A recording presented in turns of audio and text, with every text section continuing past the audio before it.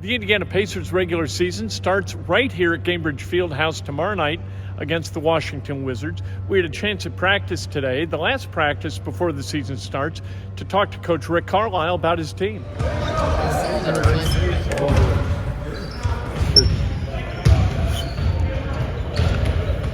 Well, it's always an exciting time of the year to get things off. Your thoughts on just how excited you are to get things going? Very, very excited, and camp's been good. It gets a little long at this point, so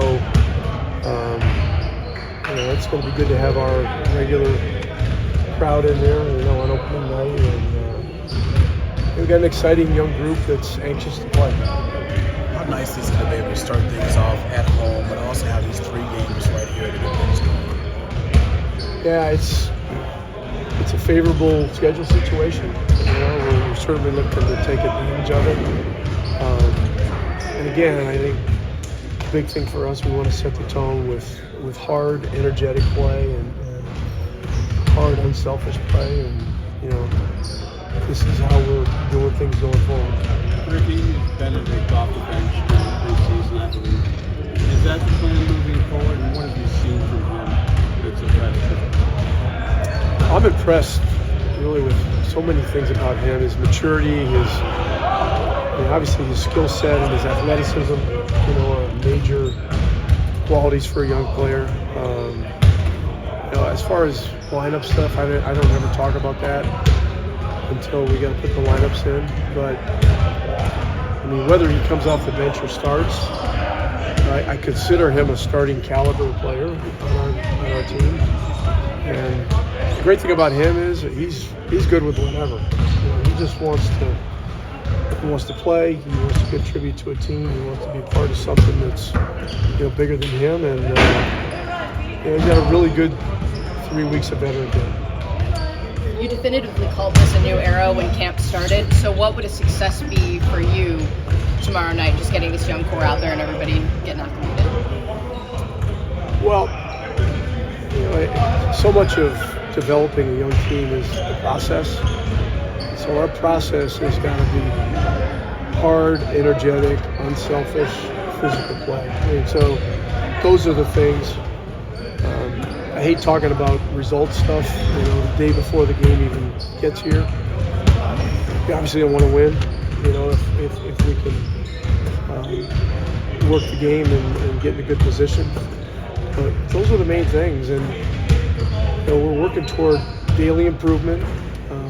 We got a lot of young guys that have improved a lot. Chris Duarte and Isaiah Jackson have improved an awful lot in the year plus since they've been here, counting both summers. And this time around, we're talking about Mathurin, we're talking about Kendall Brown, we're talking about Nemhard, and we got guys like Neesmith, who's really going to get a great opportunity. He's been in Boston on a very good team, and he just hasn't been able to really crack the consistent rotation on a day-to-day basis, and he's going to have an opportunity to do that here. So, that's huge, and we got a lot of other exciting young guys too. Rick, is there a determination on Aaron just yet for tomorrow? I think he's probably going to be listed as questionable. He hasn't played full contact since the New York game at New York, which was a week and a half ago, or maybe even more. So I don't know. I'm not sure how I would temper my optimism, but he is making progress and he is feeling better. So we'll see where we are tomorrow. Tice out. Tice to be out. Tice to be out, and yeah. That's Rick Carlisle. Myles Turner has been here since 2015. That's 7 years as an Indiana Pacer. This may be his final year as a Pacer. It's likely that it is. What are his thoughts going into the season? I'm just excited to be back out there playing, man. Personally, that's just a big thing for me. I haven't played since January. Finally able to get back out there and play games with my own fans, and it's nice to be able to spend the next couple games here. So just looking forward to get back to the action. What's your message to some of these young guys? You've been through this before, but especially in the early part of this season. Yeah, just relish the moment, man. I feel like you've worked your entire life to get to this point. Now you just let it all hang out. We went through the preseason, went through the draft process, you went through training camp. Now it's time for the real thing. And once that moment hits, these guys will be just fine. They display so much confidence here. I'm looking forward to just seeing everybody shine. A lot of guys will be playing their first NBA game tomorrow night. What do you remember about your first game and the emotions and everything else? Yeah, I missed the first game. It was my rookie year. I was in Toronto. I rolled my ankle. The next game I came in against Memphis, and I came off the bench. My first points was a tip dunk. That was really cool for me. For that to be my first exclamation mark coming to the league. It's just having your family there, knowing everybody back home is watching. There's really nothing like it, and that's why I say just relish in the moment. It's just an exciting time, in your life, and a milestone like that. Tyrese just said a moment ago that the bigs need the ball. I got to make sure to get those guys a lot of looks. Have you learned anything about his passing techniques and strategies over these 3 weeks of training camp? Absolutely, it's just so dynamic, man. I feel like he's going to make the right play. That's I think we've seen that he's put on display these past couple of years. But one thing that impressed me the most about him is just his patience and everything. I feel like he's when he jumps and makes the passes, just it's like you know where it's going, but you don't know where it's going. It's kind of an interesting kind of feat, and he does a great job at it. I'm excited to keep growing that synergy. Myles, where did your team maybe benefit the most from the last 3 weeks of camp? Just being together, getting some chemistry, and letting guys get reps. I think repetition is just so huge in this league. You can try to do it in practices, but preseason and actually playing in some games against real competition, that's the best way to do it. I always call it trial by fire. Just get out there and just go. Just that experience is very it's crucial. That's Myles Turner. The guy who's going to make this thing go is Tyrese Haliburton, the point guard. He had this to say about fans. You guys this year? It's going to be a fun year. It's going to be a fun year. They mean everything to us in terms of just the energy they bring. Make fans understand the energy that they can bring and how they can shift outcomes of games. So we're excited to be able to, spend our first 3 games at home. The excitement in every NBA team to start the year is always exciting. So we're really excited, and especially we got a Friday, Saturday game. So people don't got work. So we expect to see them. We're ready to go. Back's all good? Yeah, back's all good. Yes, sir. Good to see that Tyrese Haliburton's feeling good. We don't like it when people miss games because of injury. It seems to happen quite a bit with this team. Hopefully not moving forward. We had a chance to talk to Chris Duarte about the upcoming season. Do you view yourself more as like one of the veterans, one of the younger guys? How do you see yourself? I don't know why people keep calling me old, man. I'm only 25, I get it. I got 2 kids. I got a wife, but I got 20. I'm only 25 years old, man. Starting to live life right now. So.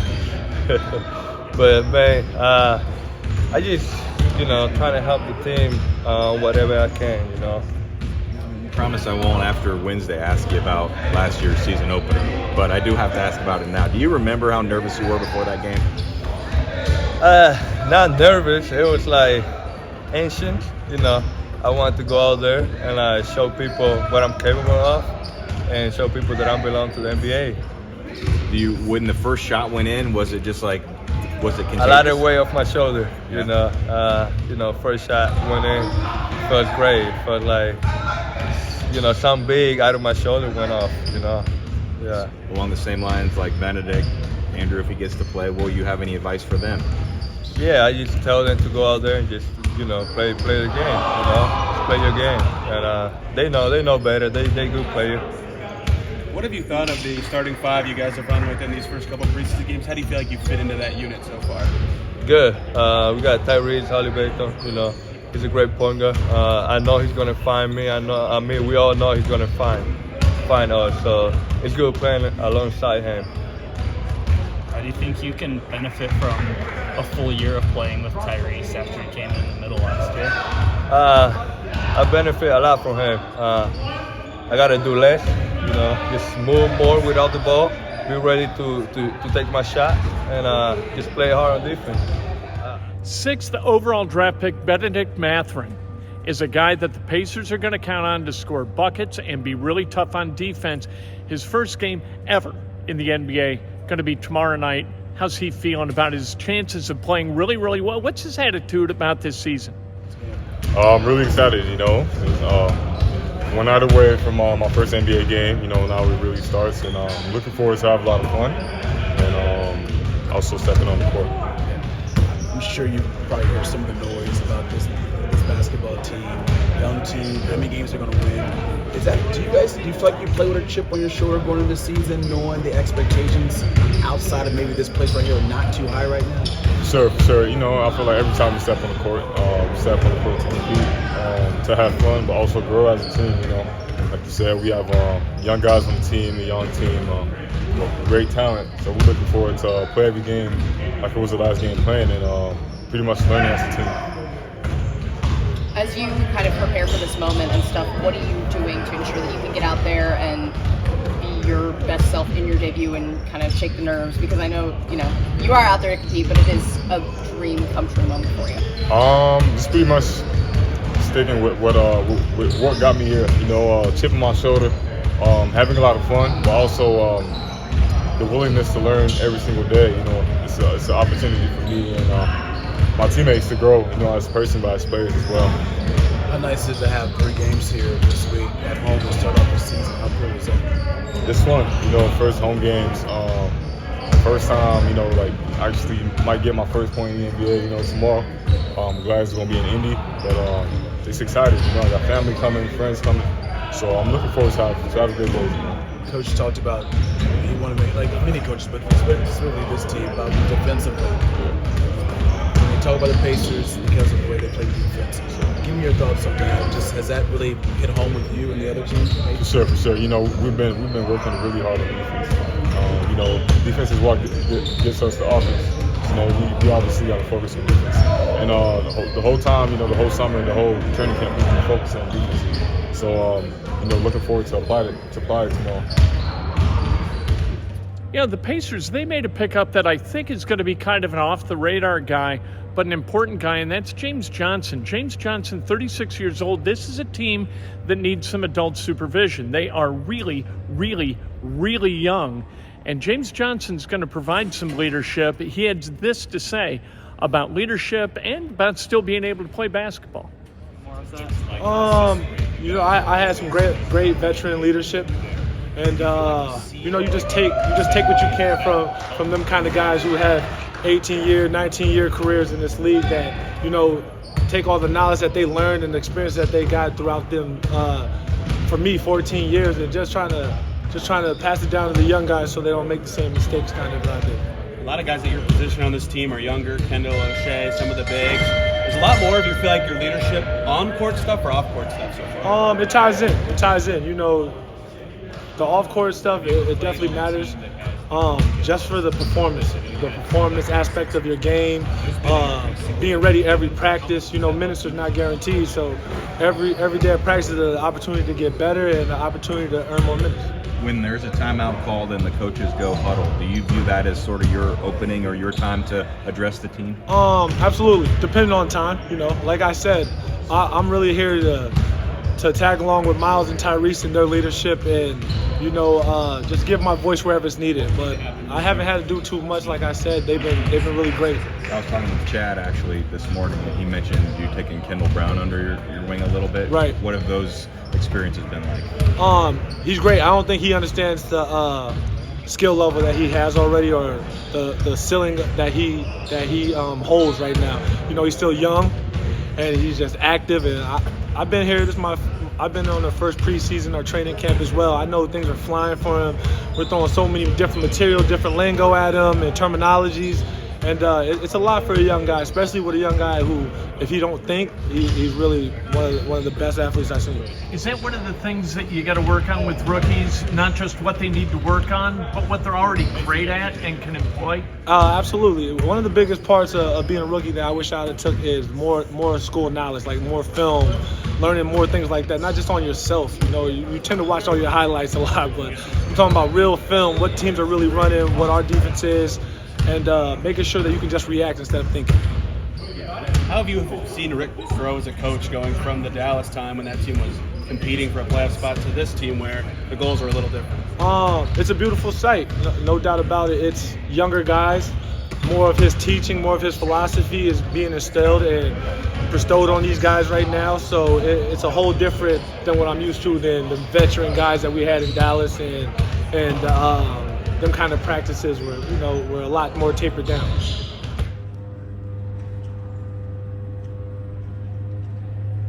adjustments still being made to the field house in advance of the season opener. Lizzo's going to be here tonight in concert, but basketball tomorrow, and then over the weekend as the Pacers really get rolling. In this season, that's going to be a season of change. We know that people are going to be traded and that this is a rebuilding scenario. Vegas has the Pacers. Their one loss over under is 23.5. I think they're going to win more games than that. I think the over. I don't think it's safe, but I think the over is where I would land if I were going to predict what the Pacers were going to do. Now, does that do you any good? Winning 26 games, winning 27, 28 games. You're not going to make the playoffs doing that. Is there any reason to do that when, if you lose a whole gob of games, you're in the game for Victor Wembanyama? You know what? No matter what happens, you don't want to tank, because it's the bottom three that have a 14% chance, and then it scales back bit by bit all the way through the lottery to the 14th overall pick. But I don't think that the enhanced chances of getting the Victor Wembanyama pick, I don't think that that's worth losing on purpose in order to disenfranchise your fan base. I think you go out here, you ball out, you try to win every damn game you can, and at the end of the season, you hope you got enough to go to the playoffs. This would be a tremendous thing for the Pacers. That would be defying the odds at a huge level. But the Pacers, you know what? You got some young guys, and young guys with some ability and some belief. You talk about a guy like Nesmith, who it looks like you heard Rick Carlisle say he's likely not to play tomorrow night. You know what? You got a lot of lottery guys on this team who can flat out ball. We'll see if they can come together quickly enough to become competitive in the Eastern Conference. Pacers, opener tomorrow night on Bally Sports Indiana from right here at Cambridge Fieldhouse.